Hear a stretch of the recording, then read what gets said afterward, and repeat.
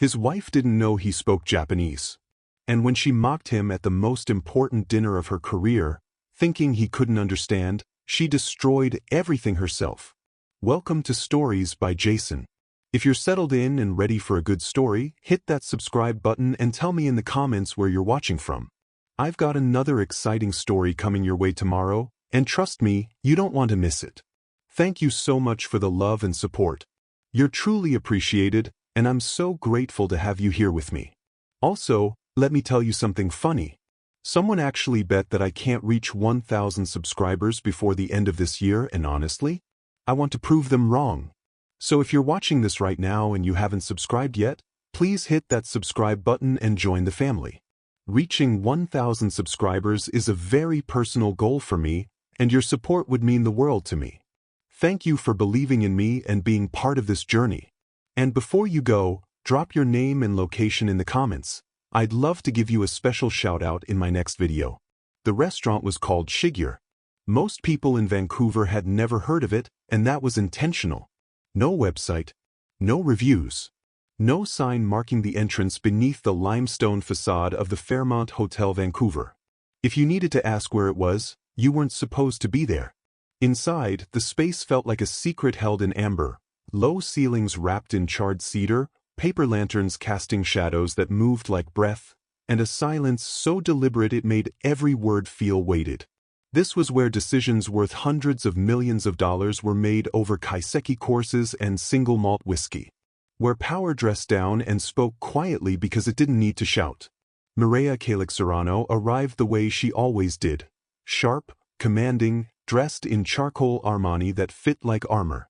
Her heels clicked against the polished stone floors with the rhythm of someone who had never doubted her place in a room. She moved through the hostess's greeting, through the bowing staff, through the narrow hallway lined with ikebana arrangements, as if she owned not just her space but everyone else's too. Akio followed 3 steps behind. He wore a navy suit, understated and perfectly tailored, his dark hair neatly combed, his expression calm in the way that people often mistook for emptiness. He didn't command attention. He didn't try to. To the staff who glanced his way, to the executives already seated in the private tatami room, he was exactly what he appeared to be, the husband. Polite, present, irrelevant. This was the role he'd learned to play. The private dining room was framed by shoji screens and anchored by a low table of black lacquer. Seated along one side were 3 men in dark suits, their postures impeccable, their expressions carefully neutral. At the center sat Chairman Daichi Kuronuma, a man in his late 60s whose presence felt less like authority and more like gravity. Quiet, inevitable, impossible to ignore. Mireya bowed. Not deeply, but enough to signal respect without submission. Akio bowed lower, longer, his movements precise in a way that no one seemed to notice. Chairman Kuronuma, thank you for making time this evening, Mireya said, her voice warm and calibrated. This partnership means everything to us. Chairman Kuronuma inclined his head slightly. It is our pleasure, Ms. Calix-Serrano. Not Mrs. Akio noticed. Mireya didn't. They sat. Mireya took the position of honor, closest to the chairman. Akio sat beside her, his hands folded in his lap, his gaze soft and attentive in the way that made people forget he was listening. The first course arrived. Hassun, a small procession of seasonal bites arranged on a ceramic tray like a landscape. Mireya picked up her chopsticks with the confidence of someone who had taken exactly 2 classes in Japanese etiquette and believed that made her fluent in respect. She wasn't wrong, exactly. She knew enough to avoid the most obvious mistakes. No stabbing food, no pointing with chopsticks, no rubbing them together like kindling. But there were smaller things, invisible things, that she missed. The way she reached across the table instead of waiting. The way she spoke while chewing.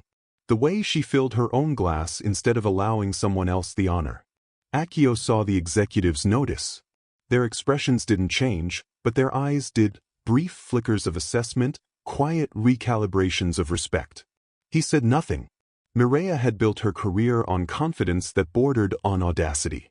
She was 37, a partner at Creston Vale Ventures, one of the most aggressive VC firms on the West Coast. She'd made her name by taking risks other investors wouldn't touch, backing founders others dismissed, pushing valuations others thought insane, and being right just often enough to be dangerous. In the last 5 years, she'd closed deals worth over $400 million. She'd been profiled in Forbes. She'd keynote at TechCrunch Disrupt. She walked into rooms and people straightened. Akio had been there for all of it.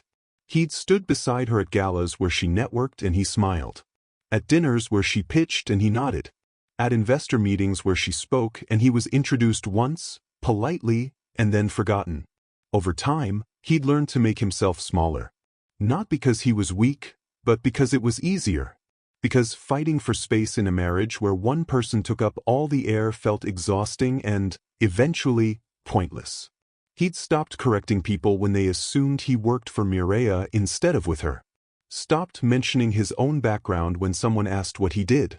Stopped expecting her to remember the things he told her in private when she was too focused on what came next. She didn't know he'd lived in Kobe for 6 years. She didn't know his stepfather had been Japanese, a textile merchant who'd raised him after his biological father died. She didn't know he spoke Japanese fluently, not textbook Japanese, but the kind learned in homes and temples and back-alley izakayas, shaped by regional dialect and cultural immersion. She'd never asked. And Akio had never volunteered. The dinner progressed in courses and careful conversation. Mireia spoke about logistics networks, market projections, competitive advantages. The executives listened with the kind of patience that could mean interest or could mean they were simply too polite to interrupt. Chairman Kirinuma asked thoughtful questions. His English was flawless, his tone measured. He spoke the way someone speaks when they're testing not just your answers, but the space between them. Mireia answered with the fluency of someone who'd been preparing for this moment for 6 months. Every number memorized. Every objection anticipated. Every risk framed as opportunity. Akio watched her perform. There was a part of him, small, stubborn, not yet extinguished, that still admired her in moments like this. She was brilliant when she wanted to be. Focused. Relentless. The version of herself she showed the world was dazzling, and for a long time, he'd believed that version was the whole truth. But then there were the other moments. The ones where she came home and complained about idiots who didn't understand her vision. The ones where she dismissed his opinions mid-sentence because she'd already decided. The ones where she introduced him at parties and then walked away, assuming he'd entertain himself. The ones where she made him feel like furniture. He'd told himself it didn't matter. That marriage was compromise. That love meant supporting someone even when they didn't see you clearly. But tonight, something felt different. Maybe it was the weight of the room. Maybe it was the way Chairman Kirinuma's gaze had lingered on him for a moment too long. Maybe it was just the accumulation of years spent translating himself into something smaller, quieter, easier to ignore. Or maybe it was the fact that Mireia was about to make a mistake she couldn't take back. It happened during the 4th course. The conversation had softened. The executives were more relaxed now, sake poured and sipped, laughter punctuating stories about supply chain disruptions and shipping delays. Mireia leaned back slightly, her confidence swelling in the space where tension used to be. And then she switched languages. It was subtle at first, a phrase here, a word there, testing the waters. Her Japanese was competent, shaped by a year spent studying in Tokyo during business school. She could navigate menus, haggle in markets, make small talk at networking events. She thought that made her fluent. She leaned toward the executive on her left, a man named Takashi Moriyama, and spoke in Japanese. Her tone was light, casual, conspiratorial. Akio understood every word. She was talking about him. She said he was Yasashii, dental. But the way she said it, the context around it, made it clear she didn't mean kind. She meant soft, pliable.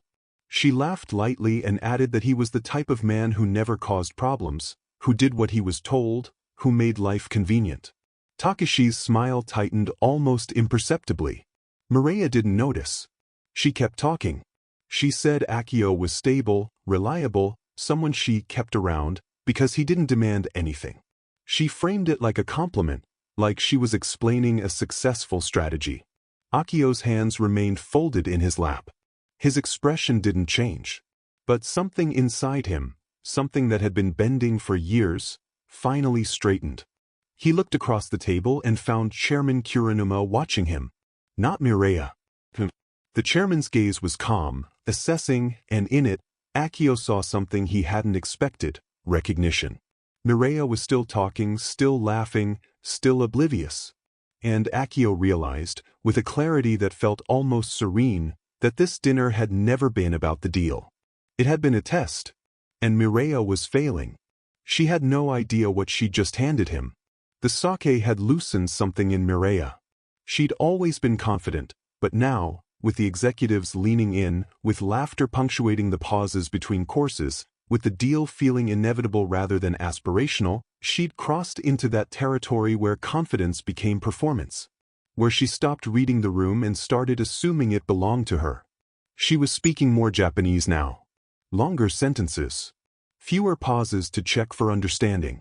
Her pronunciation was clean enough, her grammar functional, and she wielded the language like a tool she'd mastered in a weekend seminar. She turned to Takashi Moriyama again, her voice dropping into that conspiratorial register people use when they think they're sharing a secret.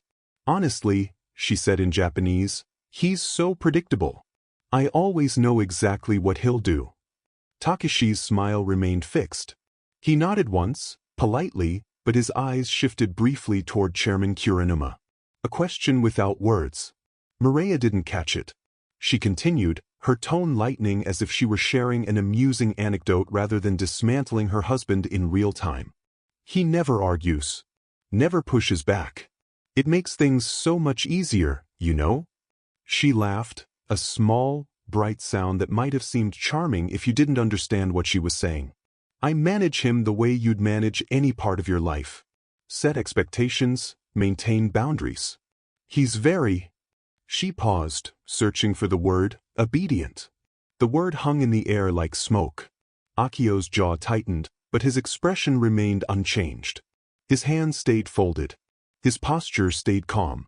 To anyone watching, he was simply present, a man waiting patiently for his wife to finish her conversation so the evening could continue. But inside, something was shifting. Not breaking. Not shattering. Just realigning. He'd known for years that Mireya saw him as less than equal. He'd felt it in the way she made decisions without consulting him, in the way she introduced him at events and then forgot he was standing there, in the way she spoke about her career, her goals, her future as if his existence was supplementary. But hearing it stated plainly, framed as strategy rather than cruelty, delivered in a language she believed made her safe, that was different. That was clarity. Akio's mind drifted, unbidden, to another dinner table. Another life. He'd been 13 when his father died. A stroke, sudden and complete, the kind of death that left no time for goodbyes. His mother had been devastated, unmoored, and within a year she'd met Hiroshi Nakamura, a textile merchant who traveled between Osaka and Vancouver, who spoke softly and moved through the world with the kind of quiet dignity Akio had never seen in his own father. When his mother decided to move to Kobe, Akio hadn't wanted to go. He'd been American, solidly so, and the idea of Japan felt like exile. But Hiroshi had been patient. He taught Akio the language not through textbooks but through living, taking him to morning markets where vendors shouted prices in Kansai-ben, to neighborhood festivals where dialect mattered more than grammar, to his workshop where the language of textiles and trade unfolded in metaphor and precision. Hiroshi had taught him that language wasn't just communication. It was respect, context, the space between words where meaning actually lived. When you speak, Hiroshi had told him once, you reveal not just what you think, but who you are. Akio had spent 6 years in Kobe. 6 years learning not just Japanese, but what it meant to carry yourself with restraint. To listen before speaking. To understand that silence could be its own form of strength. When he returned to Canada for university, he'd carried that with him. The language. The discipline. The understanding that observation was a kind of power. He'd never forgotten it. And Mireya had never asked about it. Across the table, Chairman Kiranuma was watching. Not obviously. Not in a way that would draw attention. But Akio felt it, the weight of assessment, the sense that something was being measured that had nothing to do with financial projections or market analysis. The chairman's colleague, a younger man named Kenji Sato, shifted uncomfortably. His gaze moved between Mireya and Akio, his expression carefully neutral but his posture betraying discomfort. Mireya was still talking. "You understand," she said, leaning slightly toward Takashi. "In business, you need stability at home. Someone who doesn't compete with you. Someone who just supports." She said the word supports the way someone might say tolerates. Takashi's jaw tightened almost imperceptibly. He glanced at Chairman Kuranuma again, and this time the look was clearer. "Do you see this?" The chairman's expression didn't change, but something in his eyes sharpened. Akio felt the shift in the room. The executives weren't charmed. They weren't impressed. They were uncomfortable, and that discomfort was curdling into judgment. Mireya, intoxicated by her own fluency, didn't notice. Akio thought about all the times he'd made himself smaller. The dinners where he'd stayed quiet while Mireya held court. The parties where he'd smiled through introductions that erased him. The mornings where she'd left without asking how he slept. The evenings where she'd returned without asking how his day went. He'd told himself it was compromise. That marriage meant supporting your partner's ambitions even when they overshadowed your own. That love was patient, that it endured, that it didn't keep score. But the truth he'd been avoiding for years, was simpler and harder. He'd made himself invisible because it was easier than fighting for space in a marriage where space was never freely given. He'd chosen silence because speaking meant conflict, and conflict meant facing the possibility that Mireya didn't just overlook him, she preferred him that way. He'd stayed small because the alternative was admitting that the woman he'd loved had never actually seen him at all. Mireya reached for the sake bottle, refilling her own glass before offering it to the executives, a small breach of etiquette that made Kenji Sato's eyes widen slightly. She was flushed now, animated, her confidence approaching recklessness. "The thing about marriage," she said, her voice carrying a confessional tone, "is knowing when you need a partner and when you need an assistant." She laughed. No one else did. Takashi's smile had vanished entirely. Kenji looked down at his plate. Chairman Kuranuma remained still, his expression unreadable, but his attention had shifted fully to Akio. And Akio understood, with sudden and absolute clarity, what was happening. This dinner had never been just about the deal. It had been a test of character. Of how Mireya wielded power when she thought no one was watching. Of how she treated the person closest to her when she believed that person couldn't understand. Chairman Kuranuma wasn't evaluating her business acumen. He was evaluating her honor. And she was failing spectacularly. The fifth course arrived, grilled fish, delicate and precise, arranged on ceramic plates that looked like they'd been pulled from a museum. The server bowed and retreated. Mireya finally stopped talking, turning her attention to the food. She picked up her chopsticks, her movements still confident, still unaware that the room had turned against her. The silence stretched, heavy and deliberate. And then Chairman Kuranuma spoke. Not to Mireya. To Akio. In Japanese. Formal, elegant Japanese, the kind used between equals, not between a superior and someone beneath notice. "Serrano-san," the chairman said, his voice quiet but carrying weight, "you've been very patient this evening. I wonder if you might share your thoughts on what we've discussed." The table stilled. Mireya looked up, her expression shifting into polite curiosity. She assumed this was a courtesy, a kind gesture toward her quiet husband, an attempt to include him in the conversation before the evening ended.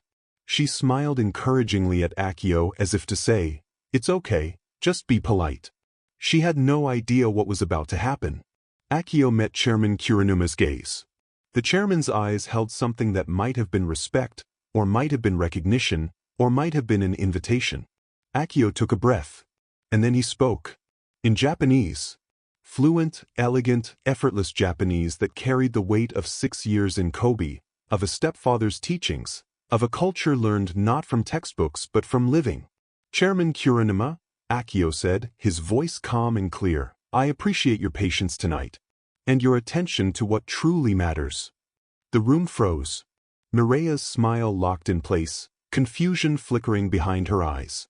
The executive straightened, their attention snapping fully to Akio as if seeing him for the first time. And Chairman Kiranuma nodded slowly, his expression shifting into something that looked almost like satisfaction. "Please," the chairman said quietly, "continue." Akio prepared to dismantle everything his wife had built. Not with anger. With truth. Akio's voice carried across the table with the kind of quiet authority that made silence feel necessary. "I've spent this evening observing," he said in Japanese, his words precise and unhurried, "and I've been reminded of something my stepfather once told me. He said that how we speak about those closest to us, especially when we believe they cannot hear, reveals more about our character than any business proposal ever could." Mireya's smile was beginning to fracture. Her eyes moved between Akio and the executives, trying to parse what was happening. Her Japanese was good enough to catch fragments: stepfather, character, business proposal, but not quite good enough to understand why the air in the room had suddenly changed. "Akio," she said, her voice bright but strained. "I didn't know you spoke." Chairman Kiranuma raised a hand, gentle but absolute. A request for silence that couldn't be refused. Mireya's mouth closed. Akio continued, his gaze moving to Takeshi Moriyama. "Earlier this evening, my wife described me using several words. I believe the phrase was that I'm predictable and obedient. That she manages me the way one might manage any other aspect of life." Takeshi's face flushed. He looked down at his plate. Mireya's expression shifted from confusion to something sharper. The first edge of panic. "She also said," Akio continued, his tone remaining calm, conversational even, "that marriage is about knowing when you need a partner and when you need an assistant." The words landed like stones in still water. Kenji Sato drew in a breath. Chairman Kiranuma's expression remained neutral, but his attention was absolute. Mireya's face had gone pale. "Akio, I don't think—" "I'm not angry," Akio said, switching to English for her benefit, then back to Japanese for the executives. "I'm simply clarifying what was said. Because in my experience, clarity matters. Especially in partnerships." He turned back to Chairman Kiranuma. "My stepfather, Hiroshi Nakamura, was a textile merchant in Kobe," Akio said. "He taught me that respect isn't just how you treat those who can benefit you. It's how you treat those you believe can't. That leadership without honor is just the exercise of power. And that contempt, no matter how quietly expressed, eventually reveals itself." The silence in the room was suffocating. Mireya tried again, her voice tight. "Chairman Kiranuma, I apologize if there's been some." Chairman Kiranuma's gaze didn't leave Akio. "Your stepfather sounds like a wise man." "He was," Akio said quietly. "He taught me that language isn't a shield. It's a mirror." Mireya's composure was unraveling in real time. Her hands gripped the edge of the table, knuckles white. Her breathing had quickened. The confident woman who'd walked into this restaurant 3 hours ago was disintegrating, replaced by someone desperately trying to salvage control of a situation that had already slipped away. "I think," she said, switching to Japanese herself, her words rushed and clumsy, "there's been a misunderstanding. I was simply—" "There's no misunderstanding," Takeshi Moriyama said quietly. His voice was soft, but his expression had hardened into something that looked like disappointment. "We understood perfectly." Mireya turned to him, her eyes wide. "Takeshi-sen, please, I didn't mean—" "You meant exactly what you said," Kenji Sato interrupted, his voice carrying an edge that hadn't been there before. "You felt safe saying it. That's the problem." Chairman Kiranuma set down his chopsticks with deliberate care. The small sound seemed to echo. He looked at Mireya for the first time since Akio had begun speaking, and his expression was not unkind, but it was final. "Ms. Calix Serrano," he said in English, his accent impeccable, his tone measured, "we've spent 6 months evaluating this partnership. The financials are sound. Your track record is impressive. Your vision for the logistics network is innovative." Mireya leaned forward slightly, grasping at hope. "Thank you, Chairman. However," he continued, and the word landed like a gavel, "we do not evaluate partnerships on financial merit alone." The hope in Mireya's eyes flickered. We are interested in how our partners conduct themselves when they believe no one is watching. How they treat those who cannot immediately benefit them. How they wield power when they believe that power is absolute. He paused, letting the words settle. You have failed that measure.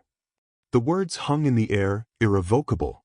Mireya's face went through a series of transformations, shock, denial, desperation, before landing on something that looked like anger trying to masquerade as professionalism. Chairman Kuronuma, she said, her voice strained but controlled. I understand there's been a cultural miscommunication. But I hope we can. This is not a cultural issue, Chairman Kuronuma said, his voice quiet but absolute. This is a character issue. He turned to Akio, and his expression softened almost imperceptibly. Serrano-san, your stepfather taught you well. Honor is not performative. It is how we behave when we believe no consequences exist. He paused. Your wife believed there would be no consequences tonight. Akio inclined his head, a gesture of respect that came from muscle memory, from years of training, from a life Mireya had never bothered to ask about. Chairman Kuronuma stood. The other executives followed immediately, their movements synchronized and final. We will not be moving forward with this partnership, the chairman said, addressing Mireya directly now. Our decision is final. Wait, Mireya said, standing abruptly, her chair scraping against the floor. Please, if we could just discuss. There is nothing to discuss, Takeshi said, his voice flat. Respect cannot be negotiated after it has been forfeited. Kenji wouldn't even meet her eyes.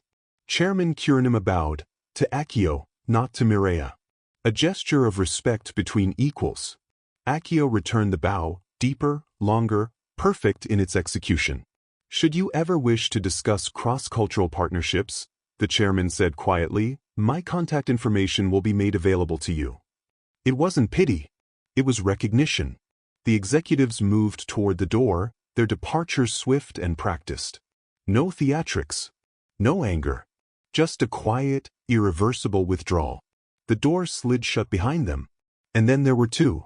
The silence that followed was more devastating than any confrontation could have been. Mireya stood frozen, her hands still outstretched as if she could physically stop what had just happened. Her breathing was shallow, rapid. Her carefully constructed armor, the confidence, the command, the absolute certainty that she controlled every room she entered, had cracked completely. When she finally turned to look at Akio, her expression was a collision of emotions. Shock, betrayal, humiliation, and beneath it all, a rage that was still struggling to find its target. What the hell did you just do? She whispered. Akio remained seated. His hands were still folded. His expression was calm, not triumphant, not angry, just quiet in a way that made the question feel absurd. I spoke, he said simply. You spoke, Mireya repeated, her voice rising. You spoke Japanese.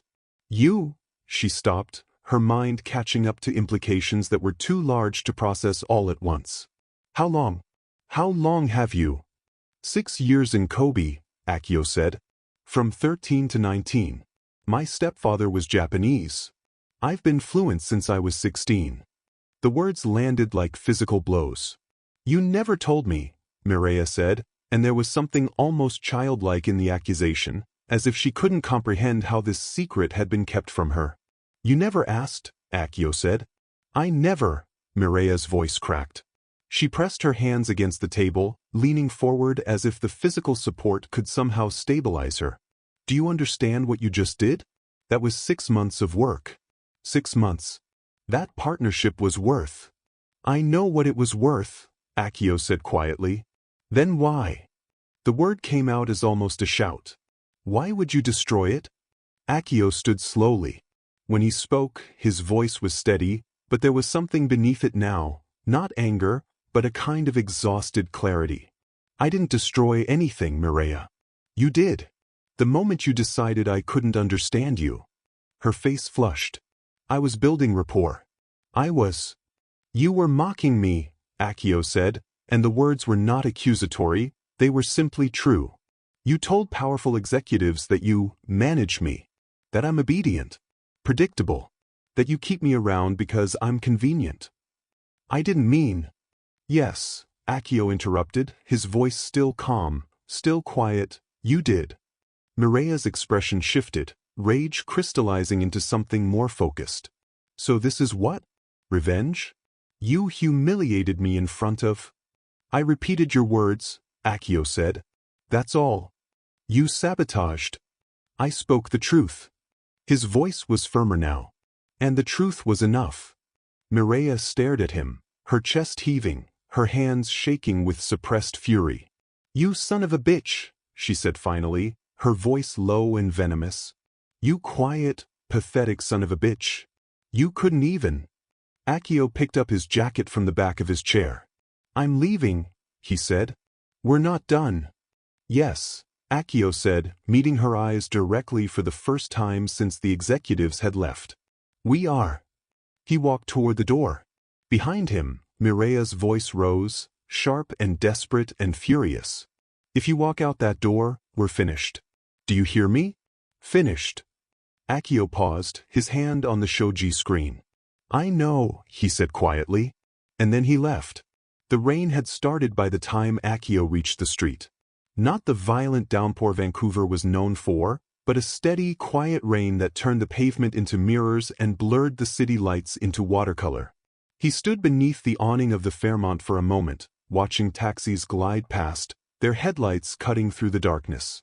Behind him, he could hear the muffled sounds of the restaurant, voices, movement, the careful choreography of a dinner service continuing despite the detonation that had just occurred in one of its private rooms. He pulled out his phone and ordered a car. 5 minutes, the app said. He waited. Inside, Mireya was still standing where he'd left her.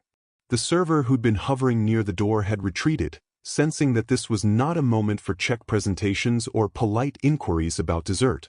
The room felt cavernous now, emptied of everything except the wreckage of what had been said and what could never be unsaid. Mireya's hands were shaking. Not with sadness, not yet. With rage. With the specific kind of fury that comes from losing control in a space where control had always been absolute. She'd built her entire life on the premise that she could shape outcomes through force of will, through preparation, through sheer refusal to accept defeat. And tonight, she'd been defeated by silence. By a man she'd never bothered to see clearly. Her phone buzzed. A message from her assistant. How did it go? She stared at the screen, the question suddenly absurd. How did it go? How could she possibly explain what had just happened? That her husband, her quiet, accommodating, invisible husband, spoke Japanese fluently and had used that fluency to destroy the most important deal of her career? That she'd destroyed it herself, and he'd simply held up a mirror? She typed nothing. The phone went dark in her hand. The car arrived, a black sedan, anonymous and efficient. Akio slid into the back seat and gave the driver an address on the western edge of the city. Not their shared condo in Yaletown. Somewhere else. The driver nodded and pulled into traffic. Vancouver slid past the window, the wet streets, the glowing storefronts, the people huddled under umbrellas, living lives that continued regardless of what had just collapsed in a hidden restaurant beneath a historic hotel. Akio's phone buzzed. Mireya. He looked at the screen, watched her name pulse with insistence, and then he silenced it. Not out of cruelty. Out of completion. There was nothing left to say that hadn't already been said. No explanation that would satisfy her, no apology that would be truthful, no path back to what they'd been. Because what they'd been was built on a foundation of willful blindness, and that foundation had finally cracked. He leaned his head against the window and closed his eyes. The apartment he'd rented 3 weeks ago was small, a one-bedroom on the waterfront in Kitsilano, with floor-to-ceiling windows that looked out over English Bay. He'd signed the lease quietly, telling Mireya he was helping a friend with a real estate search. She'd barely looked up from her laptop when he'd mentioned it. He'd moved essentials in gradually. Clothes. The few possessions that felt like his rather than theirs. He'd known, even then, that this was coming. Not the specifics, not the dinner, not the Japanese, not the public unraveling. But the end. The inevitable conclusion of a marriage where one person took up all the space and the other had slowly learned to breathe in whatever remained. Now, standing in the quiet apartment with rain streaking the windows, Akio felt something he hadn't expected. Relief. The fallout was swift and surgical. By morning, word had spread through the tight-knit network of venture capital and international investment, not through press releases or public statements, but through the quiet channels where reputation actually lived. A lunch conversation here. A phone call there. A polite withdrawal from a scheduled meeting. Chairman Kirinuma's consortium released a brief statement. After careful consideration, we have decided not to pursue the proposed partnership with Creston Vale Ventures at this time. No explanation. No details. Just a door closing quietly. But in the world Mireya operated in, silence spoke volumes. Other investors began asking questions. Due diligence calls that had been enthusiastic became cautious. Term sheets that had been almost ready were suddenly under review. The invisible architecture of trust and reputation that Mireya had spent years building began to show cracks. She tried to control the narrative. Scheduled calls. Sent carefully worded emails. Arranged coffee meetings with key players. But there were things she couldn't explain away. People had questions about her judgment. About what had happened in that private room. About how someone so sharp could have made such a catastrophic miscalculation. The whispers were worse than accusations. They were doubt. And in venture capital, doubt was fatal. Akio received the message 4 days after the dinner. It came through LinkedIn. Formal, brief, precisely worded. Serrano-san, I was impressed by your cultural fluency and understanding of the principles that guide honorable partnership. Our organization is expanding its cross-cultural advisory division, and I believe your perspective would be valuable. If you are interested in exploring this opportunity, I would welcome a conversation. Respectfully, Daichi Kirinuma. Akio read the message 3 times. It wasn't pity. Chairman Kirinuma didn't operate on pity. It was recognition, the kind that came from seeing someone clearly, without assumption or prejudice, and understanding what they were capable of. Akio drafted a response. Deleted it. Drafted another. Finally, he wrote, Chairman Kirinuma, I would be honored to discuss this further. Thank you for seeing what others overlooked. He hit send before he could second-guess it. The reply came within an hour. Lunch next week. I'll send details. Mireya showed up at the apartment 6 days after the dinner. Akio had been expecting it. The confrontation, the explosion, the final reckoning. He'd left the door unlocked, not as invitation but as acknowledgement. This conversation needed to happen, even if its outcome was already determined. She walked in without knocking, and for a moment, they just looked at each other. She was still beautiful. Still sharp. But there was something diminished about her now, not in appearance, but in presence. The absolute certainty that had always surrounded her like armor had thinned, and what showed through was rawer, more human, more desperate. You owe me an explanation, she said. Akio set down the book he'd been reading. I don't think I do. You destroyed. I spoke the truth, Akio said quietly. That's all I did. Mireya's jaw tightened. You humiliated me. You used something I didn't know against me. I didn't hide it from you, Mireya. You never asked. In 8 years of marriage, you never once asked about my childhood, my stepfather, where I learned to be comfortable with silence. He paused. You never asked because you didn't care. That's not.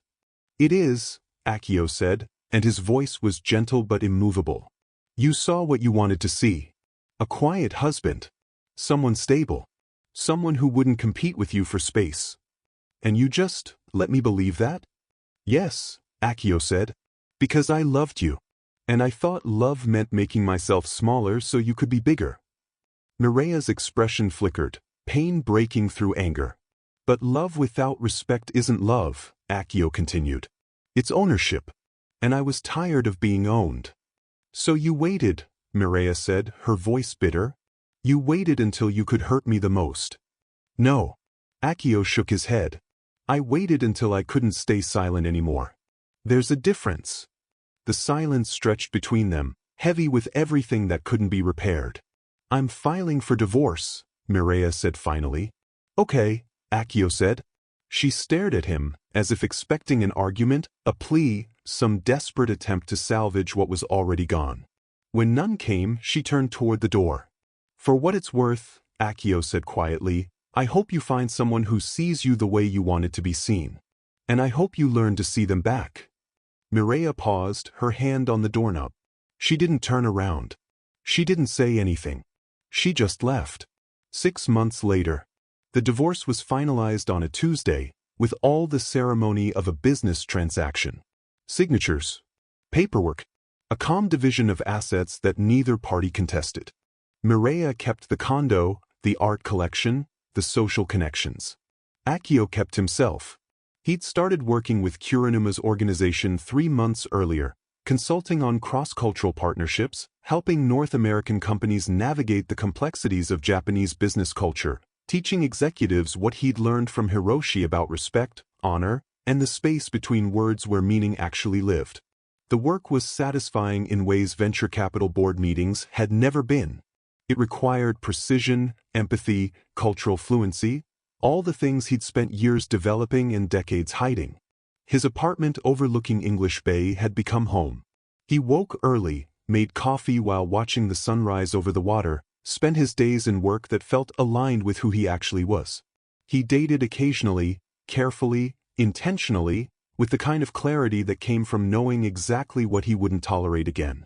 He spoke Japanese regularly now, not hiding it, not diminishing it, letting it be part of who he was rather than something kept secret for someone else's comfort. One evening, standing on his balcony watching the lights of the city reflect off the water, Akio thought about that night at Shigure. About the moment he'd chosen to speak rather than stay silent. About how the end of something could also be the beginning of something else. His phone buzzed, a message from Chairman Kuranuma about a project in Osaka, an opportunity that would require travel, cultural navigation, the kind of work Akio had been preparing for his entire life without realizing it. He replied, "I'm interested.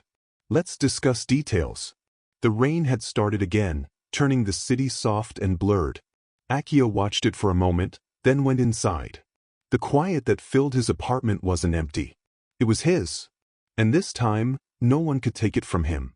Thank you for watching this story to the end.